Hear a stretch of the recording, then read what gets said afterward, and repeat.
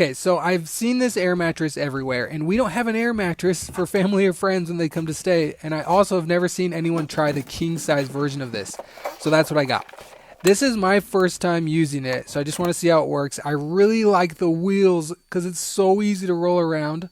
Also, I didn't read the instructions, and I just unzipped it, plugged it in, and hit inflate. I like that you're able to set it to different comfort levels. I've never seen another air mattress do that before.